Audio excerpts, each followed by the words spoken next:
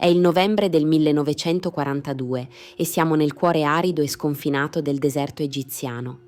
La sabbia si attacca a ogni cosa, il sole è un martello incandescente. In questo scenario apocalittico si consuma una scena quasi incredibile. Un feldmaresciallo tedesco, la cui fama lo precede, sta appuntando una delle più alte onorificenze del suo esercito, la Croce di Ferro, sul petto di un maggiore italiano.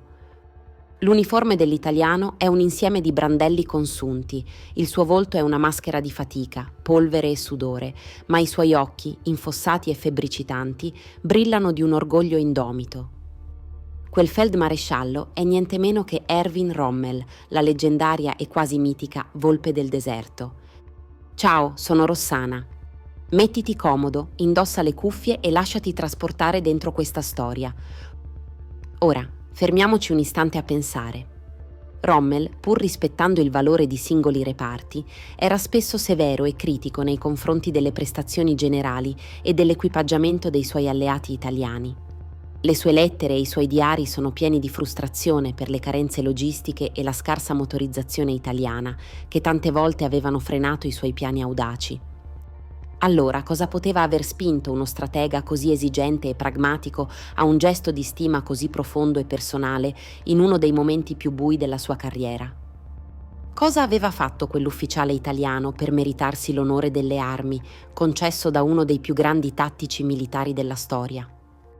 Questa non è solo la storia di una battaglia, è la storia di un uomo che di fronte al collasso totale del suo mondo si rifiutò di accettare la resa come unica opzione. Di un comandante che contro ogni logica e speranza scelse di tentare l'impossibile pur di salvare i suoi uomini e con essi l'onore del suo reparto. Questa è la storia di Paolo Cacciadominioni, conte di Sillavengo. Per cogliere la portata eccezionale di questa impresa, dobbiamo tornare indietro di qualche giorno, alla fine di ottobre del 1942. Il fronte di El Alamein è un inferno di fuoco e acciaio.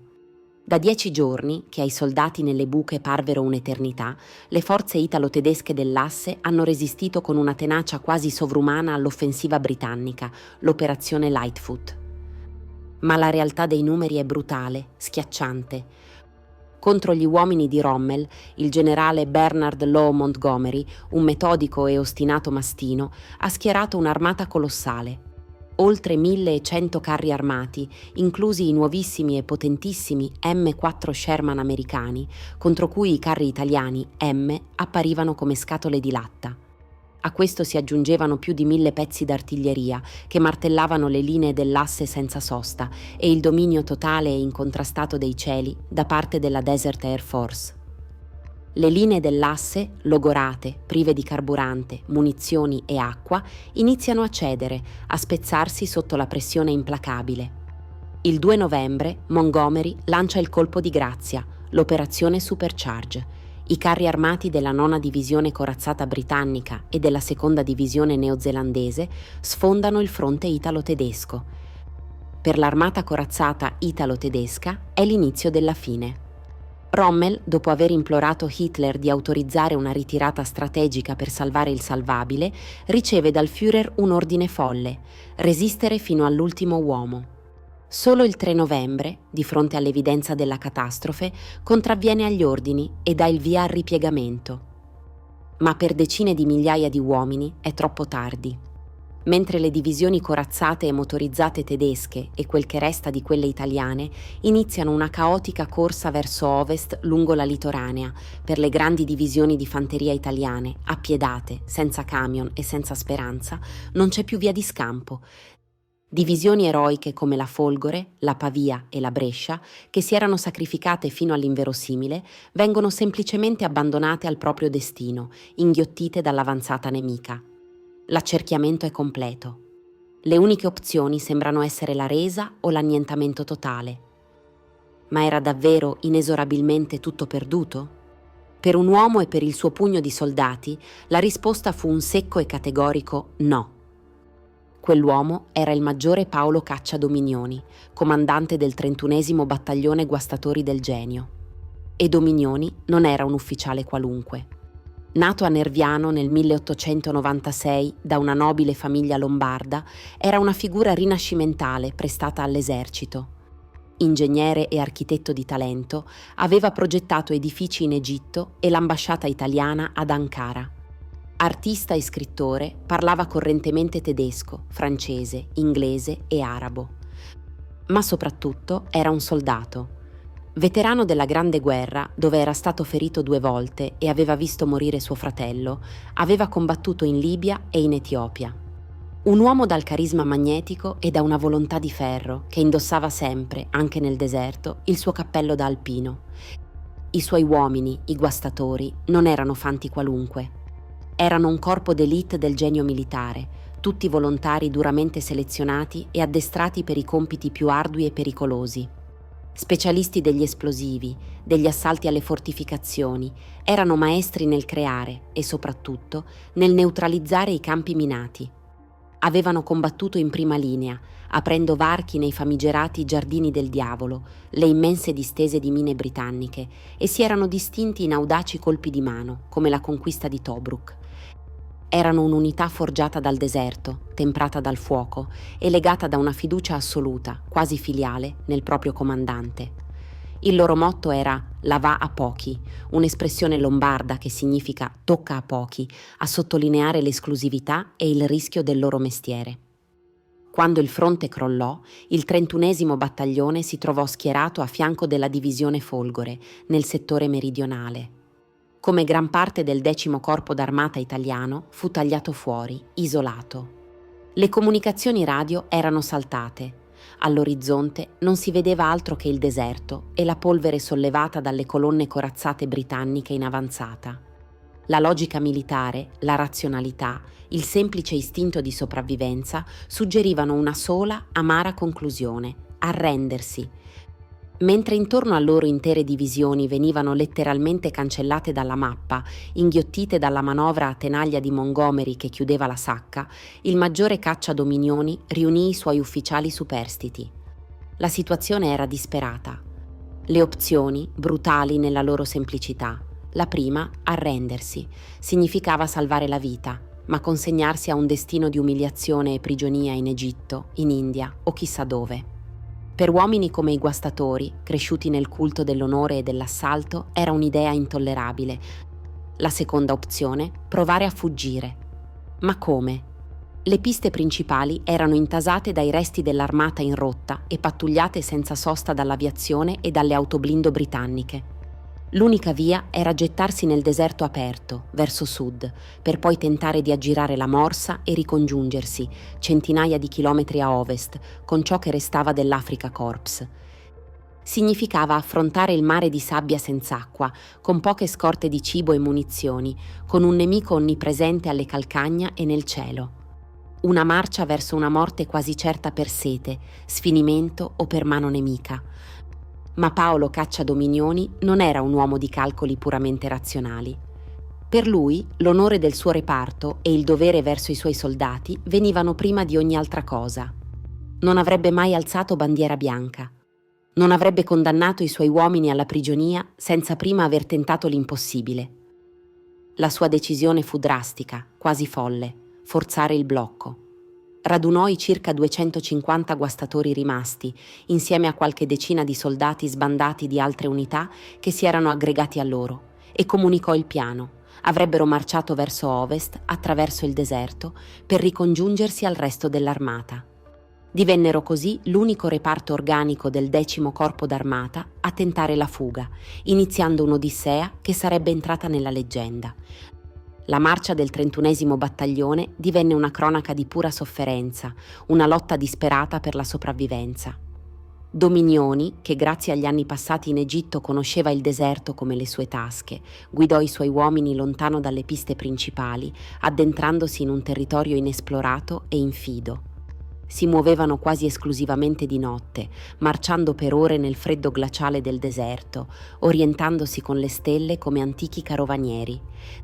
Di giorno si nascondevano in depressioni del terreno, mimetizzando alla perfezione i pochi veicoli rimasti sotto teli e sabbia, sopportando il caldo soffocante e la tortura delle mosche, pregando di non essere avvistati dalle pattuglie aeree della Desert Air Force che li sorvolavano costantemente. Il nemico peggiore, più ancora dei britannici, era la sete. L'acqua era un lusso inestimabile, razionata a sorsi misurati con il tappo della borraccia. Il cibo scarseggiava, ridotto a qualche galletta e scatoletta. La fatica era una bestia feroce che cercava di divorarli a ogni passo, ma la disciplina ferrea imposta da Dominioni e la determinazione del loro comandante li tenevano in piedi. Non erano più solo un'unità militare, erano una colonna di fantasmi che si trascinava in un paesaggio lunare, spettri di sabbia decisi a non mollare. Più di una volta sfiorarono il disastro. Il 5 novembre, in una depressione chiamata Khor el Bayat, si trovarono improvvisamente la strada sbarrata da carri armati britannici, mentre alle loro spalle compariva una colonna di autoblindo. Con una manovra spericolata, Dominioni guidò i suoi camion in una conca laterale, riuscendo a sgusciare via e a forzare il blocco, perdendo però metà dei suoi automezzi.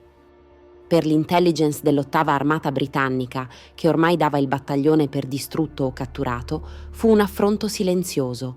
Un'intera unità italiana stava marciando, praticamente indisturbata, nelle loro retrovie. Paolo Caccia Dominioni, con la sua pura e semplice ostinazione, stava umiliando i vincitori, scrivendo una pagina di storia militare che avrebbe sbalordito persino la volpe del deserto. Dopo 3 giorni e mezzo di marcia estenuante, dopo aver percorso quasi 400 chilometri nel cuore del nulla, quando ormai le forze erano al limite e la speranza vacillava, la colonna di Dominioni avvistò finalmente dei mezzi amici. Erano le avanguardie corazzate dell'Africa Corps, impegnate a coprire la ritirata. L'apparizione di quei soldati italiani lasciò i tedeschi letteralmente a bocca aperta. Nessuno si aspettava di veder spuntare dal deserto, da una zona considerata ormai sotto totale controllo nemico, un reparto italiano organizzato, ancora inquadrato come un'unità combattente, con le armi in pugno, i mezzi superstiti in colonna e gli ufficiali in testa. La notizia dell'incredibile impresa corse veloce lungo la linea del fronte in ritirata, arrivando fulminea al quartier generale mobile di Rommel.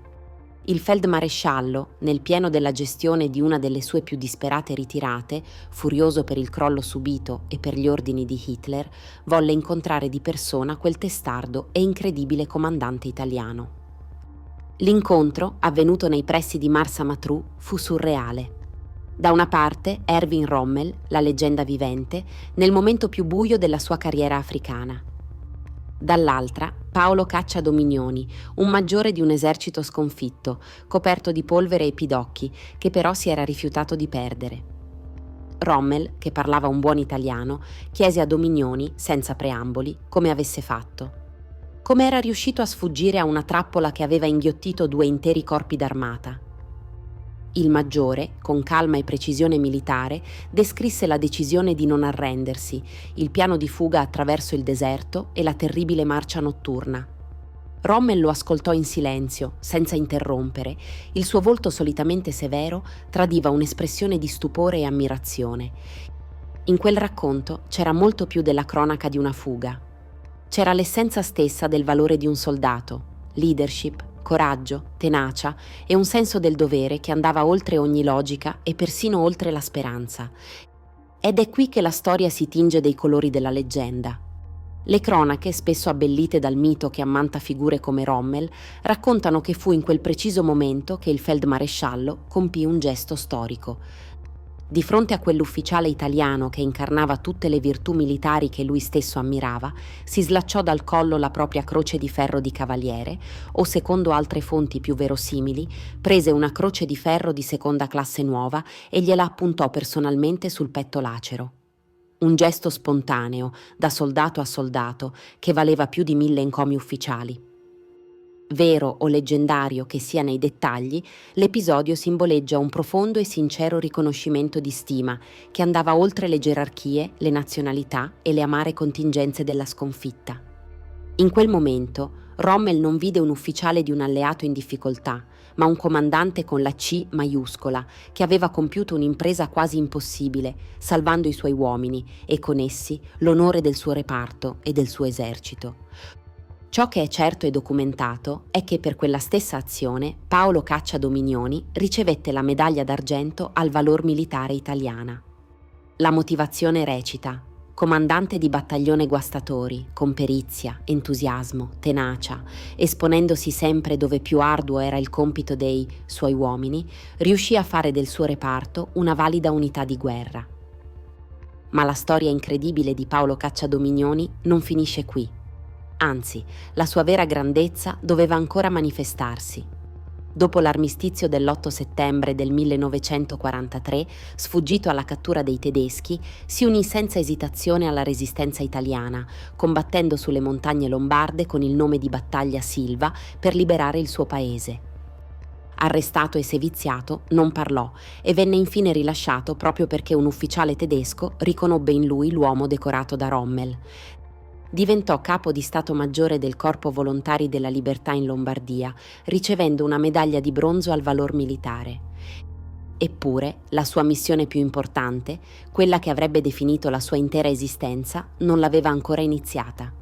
Finita la guerra, mentre l'Italia cercava di ricostruire, Dominioni fece una scelta sconcertante: tornò volontariamente in Egitto. Non più come soldato per combattere, ma spinto da un profondo senso di pietà e di dovere verso tutti i compagni che, a differenza sua, non erano tornati a casa. Per quasi 15 anni, dal 1948 al 1962, si dedicò a un'opera colossale e commovente.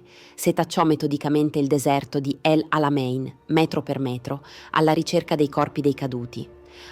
Affrontando disagi, il pericolo delle mine ancora attive che uccisero alcuni dei suoi collaboratori beduini e la solitudine del deserto, recuperò i resti di migliaia di soldati, 4.814 italiani, ma anche tedeschi, britannici, australiani, neozelandesi, sudafricani e greci. A molti di loro, dopo anni, riuscì a ridare un nome e a garantire una sepoltura degna. Fu lui a progettare e a dirigere, come ingegnere, la costruzione del sacrario militare italiano di El Alamein, quella torre ottagonale che ancora oggi si erge a quota 33. Lì, dove un tempo aveva combattuto con ferocia, costruì un tempio dedicato alla memoria e alla pace. L'uomo che era stato celebrato per il suo valore in battaglia dedicò il resto della sua vita a onorare le vittime di quella stessa battaglia, trasformando la polvere della sconfitta in un potentissimo ed eterno simbolo di dignità, rispetto e riconciliazione. La storia di Paolo Cacciadominioni è una di quelle che ci scuotono nel profondo. È un esempio folgorante di coraggio, leadership, ma anche di profonda umanità, che merita di essere conosciuto e raccontato. Ci dimostra che anche nell'orrore più buio e nella più disperata delle sconfitte possono emergere figure di una grandezza morale straordinaria, capaci di insegnarci cosa significhi davvero essere un soldato e soprattutto un uomo. Se questo racconto ti ha colpito, iscriviti al canale per non perdere altre storie di valore e memoria come questa. Fammi sapere cosa ne pensi nei commenti. Conoscevi la figura di Cacciadominioni? E se conosci altre vicende di eroi dimenticati, di qualunque nazionalità essi siano, raccontamele qui sotto. Perché la memoria, come ci ha insegnato lui, è il tesoro più prezioso che abbiamo, l'unico in grado di dare un senso al sacrificio.